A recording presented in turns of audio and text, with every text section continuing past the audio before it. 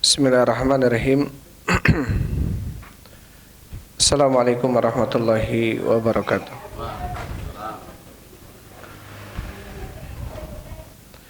Alhamdulillahilladzi arsala rasulahu bil huda wa dinil haq liyudhhirahu 'alad dini kullihi wa kafa billahi syahida. Wa asyhadu an la ilaha illallah wahdahu la syarikalah iqraran bihi wa tauhida. Wa asyhadu anna Muhammadan abduhu wa rasuluh. Allahumma shalli wa sallim ala nabiyyina Muhammadin wa ala alihi wa ashabihi ajmain, amma ba'd. Ikhwan wa akhwati fillah, habibakumullah, hadirin wal hadirat rahimani wa rahimakumullah.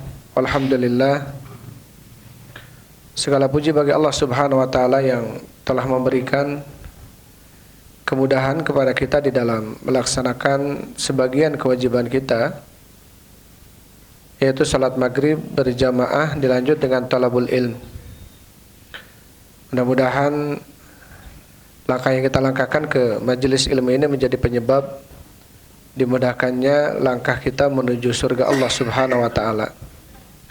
Amin ya rabbal alamin. Karena Rasul sallallahu alaihi wasallam beliau bersabda, "Man salaka tariqan yaltamisu fihi ilman, sahalallahu lahu bihi tariqan ila jannah." Barang siapa yang melangkahkan kakinya untuk mencari ilmu agama, maka Allah akan mudahkan baginya langkah menuju surga.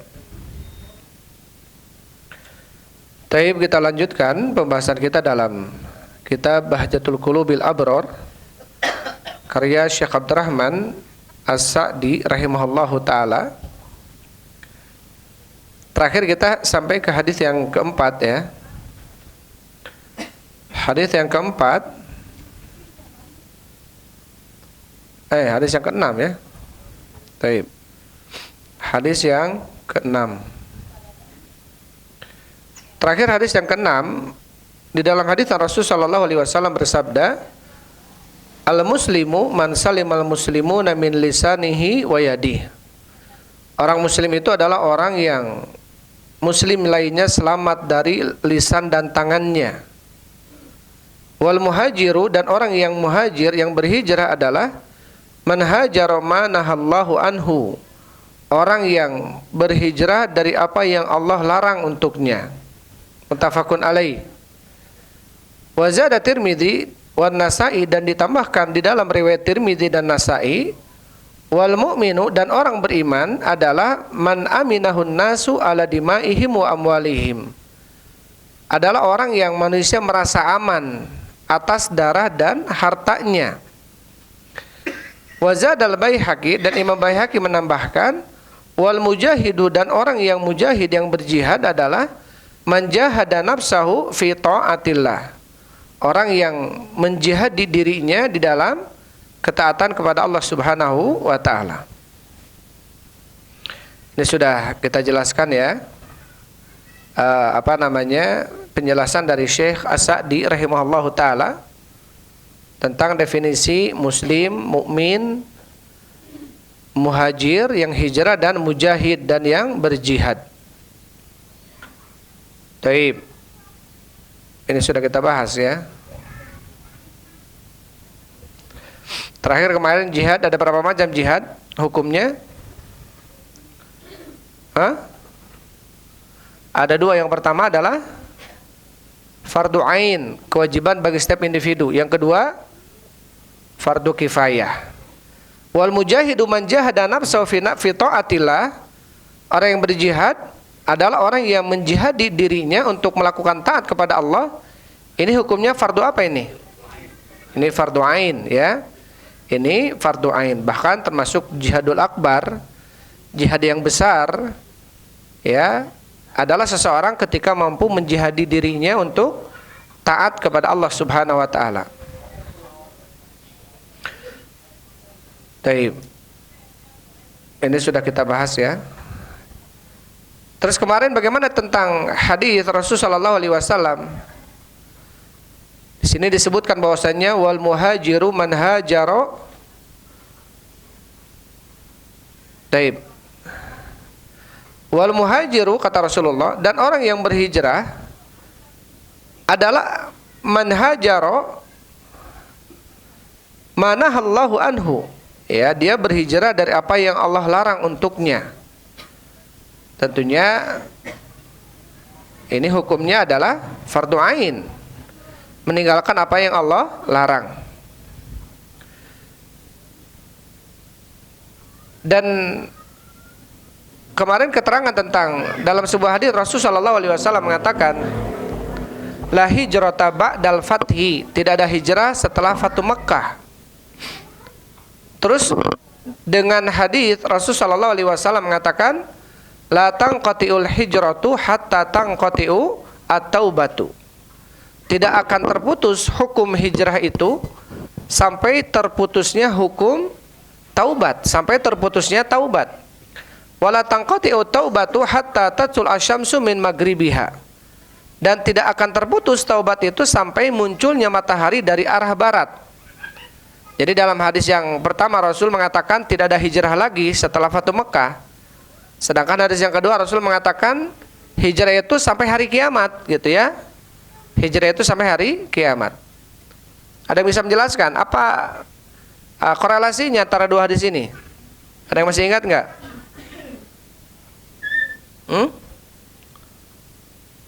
Apa maksudlah hijrah ba'dal fath? Seakan-akan tidak ada hijrah lagi setelah Fatu Makkah.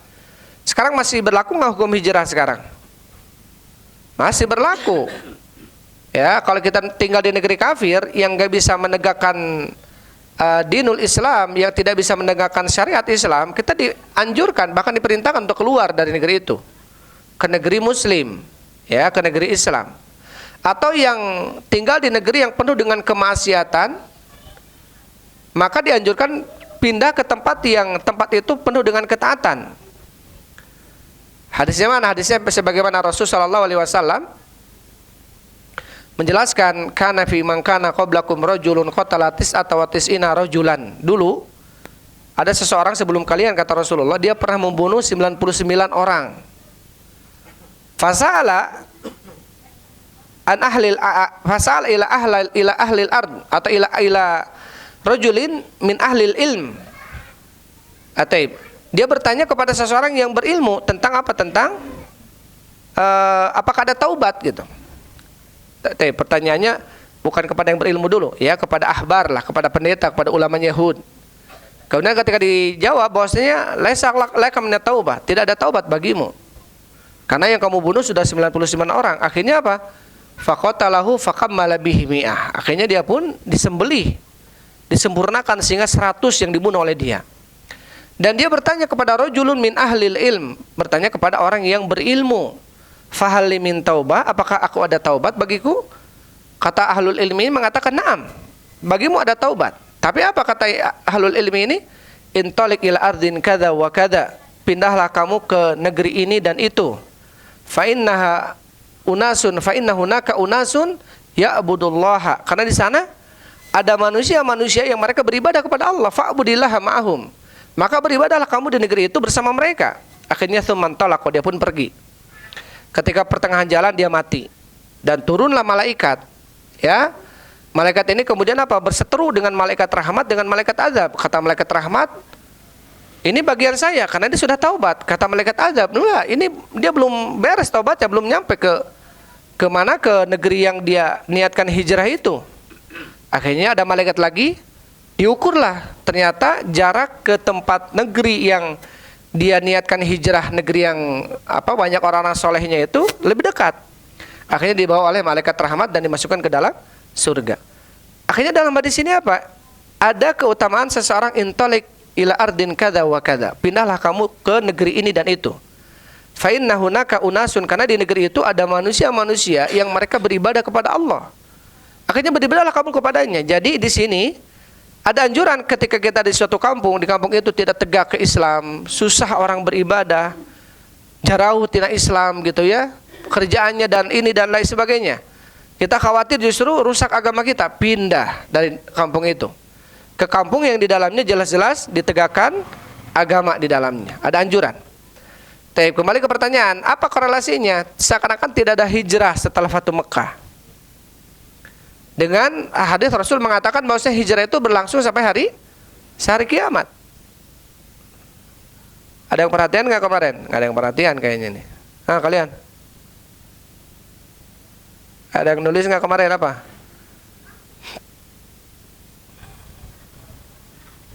So, kotong harawasan, naon?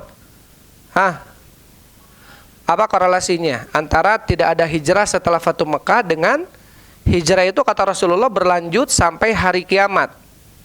Tidak akan terputus hijrah itu sampai terputusnya taubat, dan tidak akan terputus taubat itu sampai munculnya matahari dari arah barat. Kalau sudah ada matahari dari arah barat, maka kita tidak terima lagi taubatnya.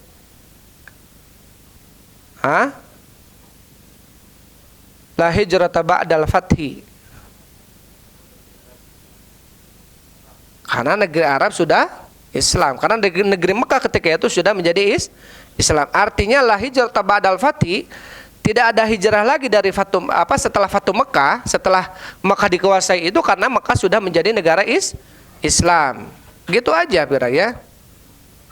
Taib. Kita masuk ke hadis yang kelima ya. Bismillahirrahmanirrahim. Hadis kelima, hadis ketujuh. Qala Syekh rahimahullahu taala al-haditsu sabi'. Hadis yang ketujuh, ini tentang sifatul munafik, tentang ciri-ciri orang munafik. Ini mungkin sering kita mendengar hadis ini ya. An Abdullah bin Amr bin al-As radhiyallahu anhuma qala, dari sahabat Abdullah bin Amr bin al-As, semoga Allah Subhanahu wa taala meridai keduanya. Qala berkata, qala Rasulullah sallallahu alaihi wasallam, telah bersabda Rasul sallallahu alaihi wasallam, arbaun, 4 perkara, man kunna, barang siapa yang terbukti 4 perkara itu fihi, ada padanya, karena terbukti dia munafiqan khalisan, seorang munafik yang murni. Wa man kanat fihi khoslatun minhunna, dan barang siapa yang terbukti padanya ada salah satu ciri dari 3 yang 4 tadi, kanat fihi khoslatun minan nifaq, maka terbukti padanya ada ciri daripada kemunafikan. Hatta yada'aha, sampai dia meninggalkan ciri-ciri itu. Yang pertama, idza tumina khana, apabila dia diberi amanat dia khianat. Yang kedua, wa idza haddatsa kadzaba, apabila dia berbicara dia berdusta. Yang ketiga, wa idza ahada ghadara, apabila dia berjanji dia menyelisihi janjinya. Wa idza khasama fajara, apabila dia berselisih dia berbuat fajir. Apabila dia berselisih dia berbuat fajir, berbuat dusta, berbuat jelek gitu ya, ketika terjadi perselisihan. Khasama ini perselisihan, permusuhan, tapi dia malah berbuat jelek. Artinya berucap dengan ucapan yang jelek gitu ya, ketika terjadi perselisihan. Hadis ini sepakat Bukhari dan Muslim ya. Hadis ini sepakat Bukhari dan Muslim. Baik, kita bacakan penjelasan dari Syekh Abdurrahman bin Nasir Sa'di rahimahullah. An-nifaku, nifak, munafik, nifak, asasus syarr, adalah pondasi kejelekan. Nifak itu, kemunafikan itu. Ya, nifak, an-nafaq.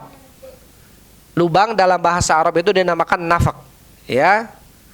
Nafaqal yarbu'. Yarbu ini seperti tikus gurun pasir, kayak tikus ya yang gede itu, tapi bukan tikus, yarbu namanya. Dikatakan munafik. Kenapa dia kharaja min nafkin, atau dakhala ilan min nafkin kharaja min nafkin akhar. Dia masuk ke lubang yang satu dan dia keluar dari lubang yang lainnya. Ya, atau dzul wajhain, dia punya 2 wajah, 2 sisi. Ini munafik. Di depan kita seakan-akan A, tapi ternyata di belakang kita B gitu ya. Itu nifak. Nifak adalah asasus syarr, pondasi atau dasar yang paling jelek itu adalah nifak. Wa huwa an yudhiral khair, dan nifak itu adalah menampakkan kebaikan, wa yubtinus syarr, tetapi menyembunyikan kejelekan. Hadzal haddu yadkhulu fihi nifaqul akbarul i'tiqadi. Tentu definisi ini masuk ke dalamnya nifakul akbar, nifak i'tiqadi. Jadi nifak ada 2 ya, nifakul akbar, nifak yang besar, atau disebut juga dengan nifak apa? i'tiqadi, nifak keyakinan. Taib. Alladzi yudhiru sahibuhul Islam wa yubtinul kufur. Jadi nifak keyakinan, nifak besar ini adalah dia menampakkan seakan-akan dia Islam tetapi menyembunyikan kekufuran. Ini harus diingat ya. Ini nifak akbar, nifak i'tiqadi. Wa hadza nau'u mukhrijun minad dini bil kulliyah, dan model seperti ini dia keluar dari agama secara menyeluruh. Dia artinya kafir. Akan lebih kafir dari orang kafir. Nifak yang mana? Nifakul akbar, nifak i'tiqadi. Nifak seperti apa? Nifak yang menampakkan seakan-akan dia Islam tapi menyembunyikan kekufuran. Seakan-akan dia cinta kepada Nabi Muhammad, kepada para sahabat ketika itu, padahal dia benci. Ini nifak i'tiqadi, nifak al-akbar. Wa sahibuhu fi darkil asfali minan nar, dan pelakunya, orang yang melakukan nifak akbar ini, maka dia berada fi darkil asfali minan nar, berada di neraka yang paling bawah. Wa qad wasafallahu haula'il munafikin, dan sungguh Allah telah mensifati mereka orang-orang munafikin bisifati syarri kulliha, dengan sifat-sifat yang jelek seluruhnya. Jadi Allah mensifati orang munafik ini dengan sifat-sifat yang jelek. Apa saja? Minal kufri, daripada kekufuran. Wa adamul iman, tidak adanya keimanan pada diri mereka. Wal istihza'u biddin wa ahlihi, dan mereka kerjaannya mengolok-olok agama dan dan pemilik agama atau orang yang beragama gitu. Selain mengolok-olok agama, juga dia mengolok-olok pemeluknya. Wa sukhriyatu minhum, bahkan dia menghina mereka. Wal mailu bil kulliyati ila a'daiddin, dan mereka condong kepada musuh-musuh Islam. Limusyarakatihim lahum fi adawati din Islam, bahkan mereka bersekutu dengan musuh-musuh Islam untuk mengalahkan Islam. Ya. Allah Subhanahu wa taala mensifati orang beriman bahwasanya apa, orang beriman itu apa? Asyidda'u 'alal kufari ruhama'u bainahum. Ini orang beriman. Orang beriman itu keras terhadap orang kafir, ya, dan saling menyayangi di antara mereka, orang beriman. Orang munafik enggak. Justru sebaliknya. Ya, saling menyayangi, saling mengasihi, mencintai terhadap mereka orang kafir, justru memusuhi orang muslim. Nah, ini ciri-ciri yang nampak, termasuk bentuk kemunafikan akbar, kemunafikan besar. Walaupun tentunya nifakul akbar, nifakul i'tiqadi, ingat ya, nifak i'tiqadi ini nifak keyakinan. Sampai Allah menjelaskan bahwasannya wa mimman haulakum minal a'rabi munafikun, dan di sekitar kalian ya Muhammad itu ada orang-orang Arab, orang Badui, dan mereka itu munafik, kata Allah. Tapi apa kata Allah? La ta'lamuhum, engkau yang Muhammad tidak tahu siapa itu mereka. Nahnu na'lamuhum, kamilah yang tahu siapa itu mereka. Jadi sampai-sampai di awal-awal itu Rasul tidak tahu siapa orang-orang munafik itu. Karena orang-orang munafik itu mereka bersama Rasulullah sholat, duhur ke masjid, ya, kemudian asar ke masjid, maghrib ke masjid. Adapun isya agak berat mereka, adapun subuh agak berat mereka. Kenapa orang-orang munafik subuh dan isyanya berat bagi mereka sholatnya? Karena nggak kelihatan sama orang lain, ya. Karena orang-orang munafik ini apa? Yura'unan nas wala yadhkurunallaha illa qalilan, kata Allah. Mereka itu kalau ibadah itu pinginnya yura'un, ria, pingin dilihat orang. Biar mereka apa? Biar mereka tidak ketahuan belangnya, biar mereka dianggap ini sama nih kayak kita sahabat. Buktinya dia sholat ke masjid. Kalau duhur asar maghrib, karena duhur asar maghrib waktu itu zaman Rasul masih terang, maksudnya karena nggak ada lampu. Kalau isya karena nggak ada lampu, gelap. Subuh juga gelap, sehingga ketika nggak ke masjid pun nggak ada yang tahu. Di sini Rasulullah tidak mengetahui orang-orang munafikin yang nifakul akbar, nifak i'tiqadi, yang pelakunya dia keluar dari Islam.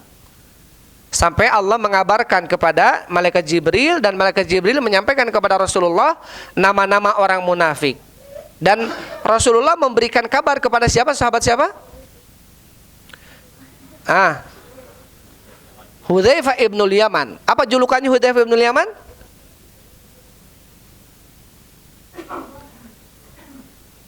Pemegang rahasia Rasulullah atau sirru Rasulillah. Rasulillah, pemegang rahasia Rasul. Karena hanya Allah, malaikat Jibril, Rasulullah dan Hudzaifah yang tahu orang-orang munafik ini namanya siapa saja. Sampai Umar maksa kepada Hudzaifah, Umar maksa, ya Hudzaifah, ya apakah nama saya ada di dalam daftar nama itu? Hudzaifah diam terus. Sampai akhirnya kata Hudzaifah, engkau tidak ada nama di dalam barisan itu. Sampai Umar saja khawatir terjadi kemunafikan pada dirinya.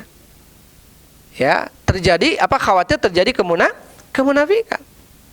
Sampai ketika Rasulullah SAW mengabarkan kepada para sahabat, man arada an yandur ila rajulin min ahli nar falyandur ila hadza. Barang siapa yang ingin di antara kalian melihat orang yang akan menduduki api neraka, lihatlah orang ini. Fa kharaja rajulun, dan keluar orang itu tegap. Dan sahabat melihatnya, oh ini. Fakana la yusibuhu ada. Ternyata orang ini tidak pernah ditimpa penyakit. Ya, orang ini tidak pernah sakit, orang ini enak terus, nyaman terus, sehat terus, dan lain sebagainya.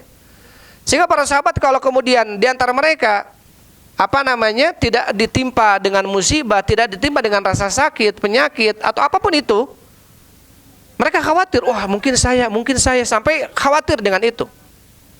Tapi kalau kemudian mereka diberikan ujian oleh Allah, musibah apapun musibahnya, penyakit, rasa sakit, demam, hilang yang dicintainya, hilang uang atau apapun itu ya, sehingga mereka dengan itu menyadari, oh Allah masih sayang sama saya dengan adanya penyakit ini. Tapi kalau tidak, khawatir seperti dikabarkan oleh Rasul, ya, falyandur ila hadza, lihatlah orang ini. Justru para sahabat ketika mereka diuji oleh Allah, mereka dengan itu semakin melegakan hati mereka. Dengan itu justru mereka tahu bahwasanya Allah menyayangi mereka dengan adanya ujian. Taib. Karena tentunya yang kita ketahui ya, sebagaimana Rasul mengatakan, innallaha idza ahabba qauman ibtalahum. Sesungguhnya Allah Subhanahu wa taala apabila mencintai suatu kaum, maka Allah akan uji mereka. Justru ujian adalah bentuk kasih sayang, bentuk cinta dari Allah Subhanahu wa taala.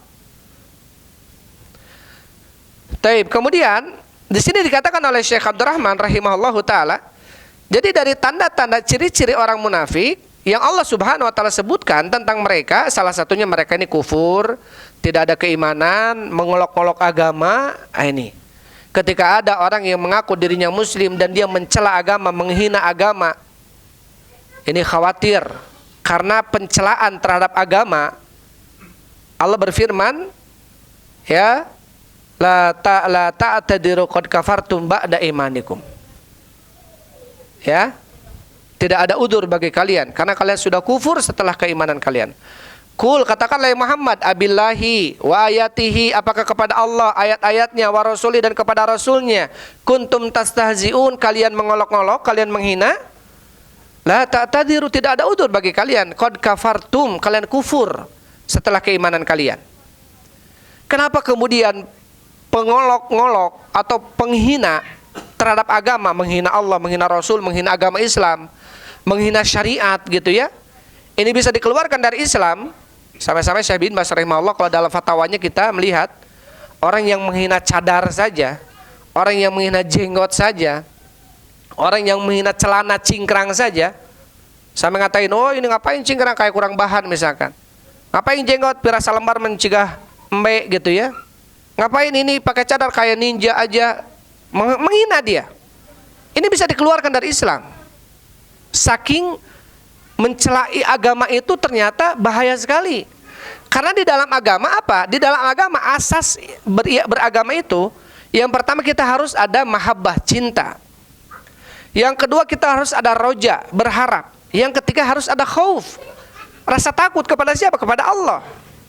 Kalau salah satu dari tiga ini nggak ada, otomatis ketika dia menghina, berarti otomatis orang itu ketika menghina sesuatu berarti rasa cintanya berkurang. Otomatis. Maka ketika ada seorang suami menghina istri, ya, dalam hadis Rasulullah SAW mengatakan, la yafraq mu'minun mu'minatan in kariha minha khuluqan radiya minha akhar. Tidak boleh orang beriman laki-laki, suami gitu ya, menghina istri yang beriman.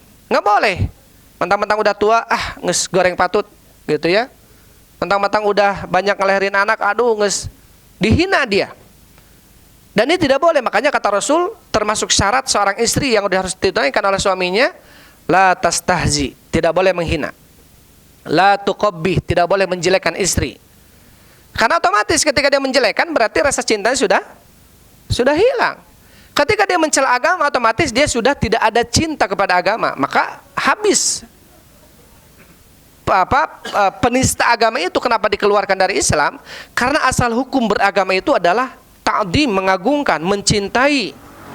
Kalau kemudian dia menghina, kalau kemudian dia mencela bagian daripada syariat yang jelas syariat itu adalah diturunkan oleh Allah, secara tidak langsung dia telah mencela pembuat syariat, yaitu siapa? Allah Subhanahu wa taala. Nah, ini termasuk ciri-ciri munafik. Munafik akbar ya, munafik besar. Tapi kata Syekh kemudian, wa hum mawjuduna fi kulli zamanin, dan mereka itu ada di setiap waktu. Wala siyama fi hadzal zaman, apalagi di waktu kita sekarang. Alladzi taghat fihi al-madiyatu wal ilhad wal ibahiyah, apalagi di waktu kita yang sekarang yang sudah semakin banyaknya ilhad ya, kesesatan, sesuatu yang melenceng ya, semakin jauh dari zaman Rasulullah maka semakin jelek zaman itu ya, semakin jauh dari zaman Rasul maka semakin jelek dari zaman itu semakin jelek. Taib, ini nifak akbar ya. Tapi kata Syekh, wal maksuduhuna, tetapi yang dimaksud di sini adalah al-qismu tsani, yaitu nifak yang kedua. Apa itu? Alladzi dzukira fi hadzal hadis, yang disebutkan dalam hadis ini. Fa hadzal nifaqul amali, dan yang kedua adalah nifak amalan. Jadi nifak akbar, nifak asgor. Nifak akbar itu adalah nifak i'tiqadi, nifak keyakinan, dan ini pelakunya keluar dari Islam. Yang kedua nifak amali, nifak amalan. Dan nifak amali ini, orang yang melakukan kemunafikan amalan ini, dia tidak keluar dari Islam, hanya saja dia melakukan dosa besar, tapi pelakunya tidak keluar dari Islam. Wa in kana la yukhriju minad dini bil kulliyati, walaupun pelakunya tidak keluar daripada agama secara menyeluruh gitu ya, fa innahu dalhizul kufri, tetapi sesungguhnya itu bisa mendekatkan kepada kekufuran. Wa man ijtama'at fihi hadhil khisalul arba'u faqad ijtama'at fihi syarr. Barang siapa yang terkumpul padanya 4 ciri orang munafik ini, maka dia telah terkumpul kejelekan padanya. Terlebih masalah al-kadzib, berdusta, apalagi berdusta dengan menyebut nama Allah, berdusta dengan menyebut nama Rasul. Sampai kata Rasul sallallahu alaihi wasallam, beliau mengatakan, man kadzaba alayya muta'ammidan falyatabawwa maq'adahu minan nar. Barang siapa yang berdusta atas namaku, kata Rasulullah, falyatabawwa maq'adahu minan nar, maka tempat duduknya adalah api neraka. Dan orang yang berdusta atas nama Allah Subhanahu wa taala, ya, ini termasuk bahkan lebih lebih jelek daripada kekufuran. Ya, di dalam surat Al-A'raf itu ada Al-Quran tuh. Al-Quran. Surat Al-A'raf ayat berapa tuh yang tentang Allahul musta'an, yang menjelaskan tentang bahwasannya urutan-urutan dosa itu, wal itsmu wal bagyu, kemudian wa antaqulu 'alallahi ma la ta'lamun, dan kamu berucap atas Allah sesuatu yang tidak kalian ketahui. Ya, kamu berucap atas Allah sesuatu yang tidak kamu ketahui. Jadi dalam surat Al-A'raf itu Allah Subhanahu wa taala menyebutkan bagaimana tentang urutan perincian dosa. Perincian dosa. Dari mulai al-fahisyah, kemudian perbuatan keji, perbuatan dosa, wal bagyu, perbuatan melampaui batas, ya, dan kemudian wa antusyriku billahi ma lam yunazil bi sultana, kamu mempersekutukan Allah dengan sesuatu yang tidak ada buktinya. Kemudian yang terakhirnya wa antaqulu 'alallahi ma la ta'lamun, dan kalian berucap atas Allah sesuatu yang tidak kalian ketahui. Taib, itu surat keberapa itu? Al-A'raf? Ada nggak, ada yang nyari nggak? Ini anak nggak biasa pakai Quran ini ya. Qul inna ma harrama rabbiya, itu ya ayatnya ya. Ayat berapa itu? Qul inna ma harrama rabbiyal fawahish, katakanlah sesungguhnya Allah Subhanahu wa taala Rabbku, kata Allah, harrama telah mengharamkan fawahish, dosa perbuatan keji. Wal itsma, kemudian dosa. Wal bagya, bagya ini bugot, melampaui batas. Wal bagya, Qul inna ma harrama rabbiyal fawahisha ma dhahara minha wa ma batan wal itsma wal bagya wa an tusyriku billahi ma lam yunazzil bi sultana wa an taqulu 'alallahi ma la ta'lamun. Dan urutan dosa yang paling terakhir adalah wa an taqulu 'alallahi ma la ta'lamun. Kalian berucap atas Allah sesuatu yang kalian tidak ketahui. Berdusta dengan menyebut nama Allah. Cek Allah ge kieu, cek Allah ge kitu. Padahal Allah tidak berucap, padahal Allah tidak berfirman itu. Apalagi dia berusaha dengan menyebut nama Allah, yang tidak boleh itu riba yang ad'afan mudha'afa. Ada riba yang sedikit mah enggak apa-apa. Ini banyak yang kemudian ulama-ulama Yahudi dahulu, ulama-ulama Nasara, mereka menipu umatnya. Yang jelas-jelas Allah sebutkan dalam Taurat tentang haramnya riba, kata ulamanya, yang penting enggak banyak-banyak, boleh sedikit mah. Padahal riba kalau sedikit dan besar sama hukumnya, tidak boleh. Ini apa berarti? Berucap atas Allah sesuatu yang tidak kalian ketahui dan dosanya lebih besar, ya. Itu nanti bisa dilihat ya, Qul inna ma harrama rabbiyal fawahish. 33 ya. Nanti bisa dilihat Al-A'raf 33. Qul inna ma harrama rabbiyal fawahisha ma dhahara minha wa ma batan wal itsma wal bagya wa an tusyriku billahi ma lam yunazzil bi sultana. 33. 34. 33 ya. Taib 33. Terus bisa dilihat ya, tentang bagaimana Allah mengurutkan sebuah dosa dari fahisyah, yang perbuatan keji. Fahisyah itu yang nampak dan yang tersembunyi. Wal itsma, dosa. Wal baghi, yang melampaui batas. Wa antu syiriku billahi malam yunazil bi sultana, kalian mempersekutukan Allah dengan sesuatu yang tidak Allah turunkan bukti, gitu ya, atau tidak ada bukti padanya, gitu ya. Kemudian wa antaqulu 'alallahi ma la ta'lamun, kalian berucap atas Allah sesuatu yang kalian tidak ketahui. Dan ini ciri kemunafikan. Kadzib ini, dusta ini adalah ciri kemunafikan. Tapi kalau kemunafikannya dustanya ini dia mengatasnamakan Allah, mengatasnamakan Rasul, maka ini bisa diancam dengan neraka. Man kadzaba alayya, kata Rasul, barang siapa yang berdusta atas namaku, ya, berdusta dia, falyatabawa maq'adahu minan nar, maka tempat tinggal dia nanti adalah api neraka. Maka kita tidak boleh, ya, harus hati-hati ketika kita men-share ulang, merepost ulang tulisan yang tentang hadis, keutamaan ini begini, share sama kita, keutamaan ini begini, Sya'ban, Rajab begini, yang jelas-jelas hadisnya dhaif, bahkan ada yang maudhu. Berarti kita menyebar ulangkan hadis yang itu hadis palsu. Ini dosa, nggak boleh kita. Ada saya nggak tahu, ya makanya harus apa? Harus cari tahu. Ini bahaya. Karena banyak orang-orang lihat, apalagi di snack video itu yang banyak hadis-hadis yang penting keutamanya apa gitu ya. Dia share. Ini apa orang-orang nge-share kayak gini? Itu hadisnya bukan hanya lemah dhaif saja, itu maudhu. Maudhu ini apa? Palsu. Rasul tidak berucap itu.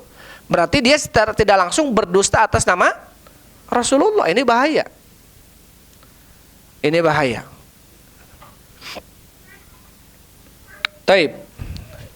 Kemudian saya mengatakan, fal kadzibu fil hadis, maka kedustaan di dalam hadis ini.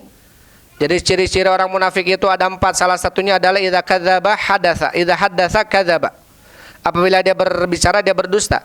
Fal kadzibu fil hadisi, dan kedustaan di dalam hadis ini yasmulu, mencakup al haditsu anillah wal haditsu anir rasul. Berbicara tentang Allah, berbicara tentang Rasul.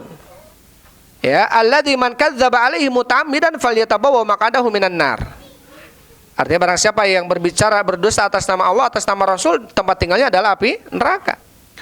Allah Subhanahu wa taala berfirman, "Wa man adlamu," dan siapa yang lebih zalim, kata Allah, "mimman iftara 'alallahil kadziba," dibanding orang yang berdusta atas nama Allah, al-kadziba, sebuah kedustaan. Wa man adlamu mimman iftara 'alallahil kadziba Wa huwa taib, setelahnya gimana? Wa huwa yudailal Islam, ya. Wa man adlamu, dan siapa yang lebih zalim dibanding orang yang berdusta atas nama Allah. Kalau dia berdustanya, kamu sudah makan belum? Pada sudah, dusta dia. Sama dusta, tetap, ya. Tapi masih mending, maksudnya bukan masih mending, tetap dia dusta, tapi hukumnya masih mending dibanding dusta kepada Allah dan Rasulnya. Ya, sehingga tidak boleh kita bermain-main dengan dusta, ya. Bermain-main dengan dusta. Wa ismulul haditsu amma yukhbiru bihi minal waqa'il kulliyati wal juz'iyah faman kana hadza sya'nu faqad syarakal munafiqin fi akhas sifatihim. Dan hadis ini juga mencakup tentang yang dikabarkan baik secara kejadian-kejadian yang sifatnya menyeluruh ataupun sifatnya juz'iyah, yang juz-juz, bagian-bagian gitu ya, tidak menyeluruh. Artinya berdusta atas nama Allah, mendustakan Al-Qur'an, mendustakan Allah, nah, ini bahaya. Taib, karena Rasulullah SAW beliau mengatakan, iyyakum wal kadziba, jauhi oleh kalian kedustaan, fa innal kadziba yad'u ilal fujur, karena kedustaan itu mengajak kepada fujur, kepada perbuatan dosa, kepada kejelekan. Wa innal fujura yad'u ilan nar, dan kejelekan itu dia mengajak kepada api neraka. Wala yazalur rajulu yakdzibu wa yataharral kadziba, dan senantiasa seseorang itu berdusta dan terus berupaya untuk berdusta, omongannya tuh dusta gitu ya. Hatta yuktaba indallahi kadzdzaba, sampai dia dicatat di sisi Allah sebagai seorang kadzdzab, pendusta. Ini hati-hati ya, walaupun perkaranya heureuy gitu ya, kecil, main-main, dusta itu tidak boleh, tetap tidak boleh dusta itu. Pernah ketika para rawi-rawi terdahulu gitu ya, disebutkan dalam sebuah riwayat, ada jauh-jauh dia mau nyari hadis ke sebuah tempat, di tempat itu rawinya itu ustadznya, syekhnya ini dalam sebuah riwayat sebutkan ya. Jadi dia sedang manggil ayam kalau kita di bahasanya kur gitu ya, seakan-akan ada makanan di sini. Ketika dibuka nggak ada makanan, dia ngambil gitu untuk menewak ayam, ngabohongan ayam. Yang begitu aja kemudian orang ini nggak jadi ngambil hadis. Wah, ini bahaya nih. Sampai betul-betul dalam masalah kedustaan ini, karena kalau kemudian apalagi yang kita cari, yang kita ambil ilmunya, tahu dia ini dusta, wah ini bahaya sudah.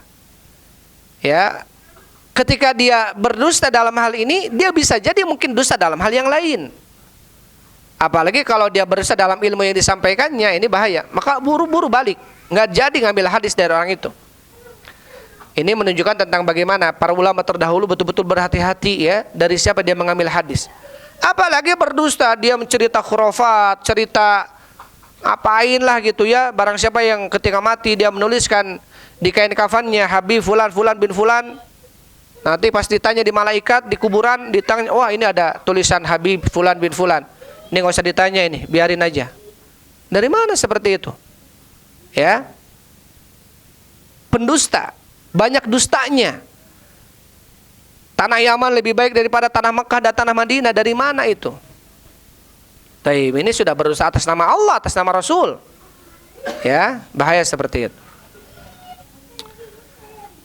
Taib. Kemudian setelahnya, wa man kana idza tumina 'alal amwal wal huquq wal asrar khanaha wa lam yakum bi amanati fa ina imanuhu, dan barang siapa yang dititipkan kepadanya harta, hak-hak, rahasia-rahasia, kemudian dia mengkhianatinya dan dia tidak menjaga amanatnya, maka bagaimana kondisi iman dia kalau seperti itu? Wa aina haqiqatu islamihi, dan mana hakikat bentuk keislaman dia? Wa kadzalika man yankuthul uhud allati bainahu wa bainallah. Begitu pula bagi orang yang mematahkan perjanjian, membatalkan perjanjian. Dia sudah berjanji kepada Allah, sudah berjanji kepada Rasul, dia batalkan itu. Nah, ini juga widatu mina khana, apabila dia diberi amanat dia khianat. Ini hati-hati ya orang yang berkhianat ini. Taib. Dan biasanya ya pengkhianatan itu, apalagi dalam Islam ini hukumnya dibunuh. Dalam Islam itu pengkhianat itu dibunuh hukumnya. Kalau misalkan ada negara Islam, tahu di dalam negara Islam ini salah satu penghuni negara Islam ini ada yang berkhianat, melaporkan tentang rahasia negara ini kepada musuh misalkan. Hukumnya dalam Islam itu dipenggal. Ya, pernah terjadi pada zaman Rasul Shallallahu Alaihi Wasallam. Ada beberapa yang kemudian diketahui dia telah mengirimkan kabar tentang keberadaan Rasul di Madinah kepada pembesar-pembesar di Quraisy yang di Mekah. Siapa namanya itu?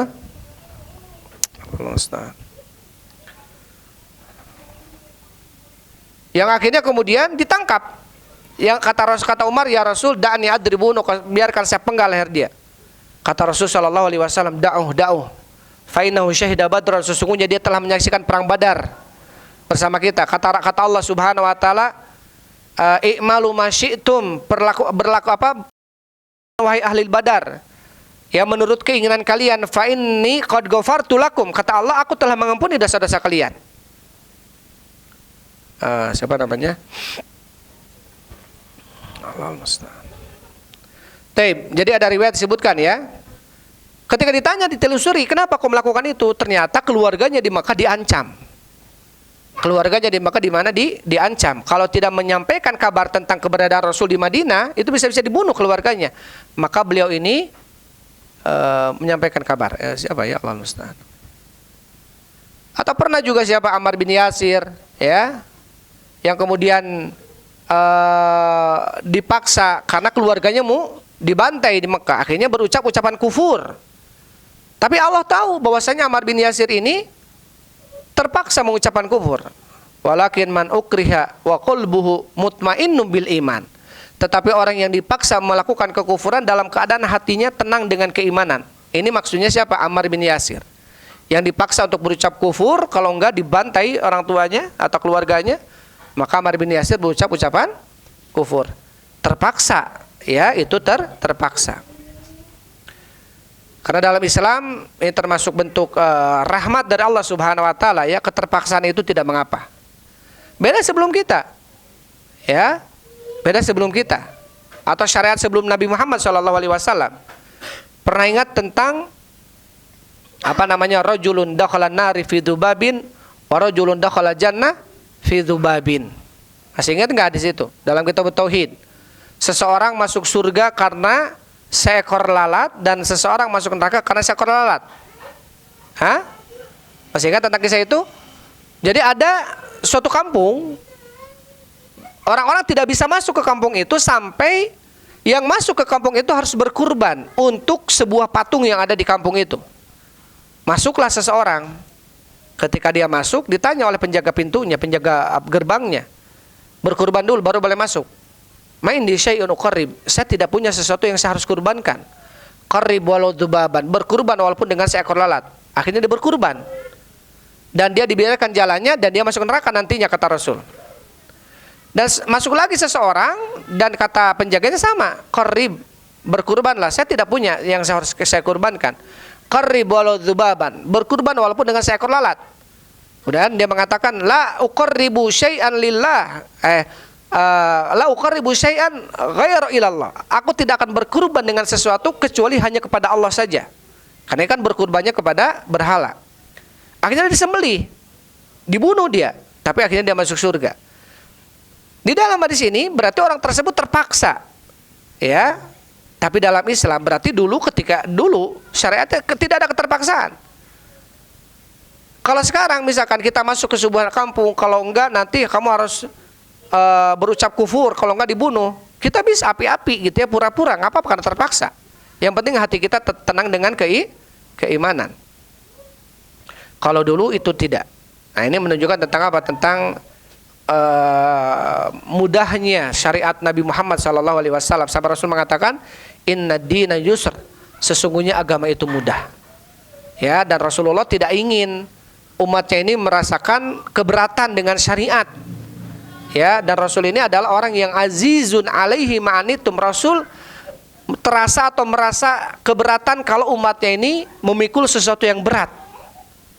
Maka banyak syariat yang kemudian menjadi ringan. Karena apa? Karena Rasul tidak mau umatnya ini keberatan.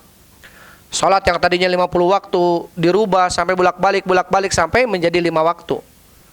5 waktu aja masih banyak yang nggak sholat. Apalagi kalau 50 waktu sehari semalam.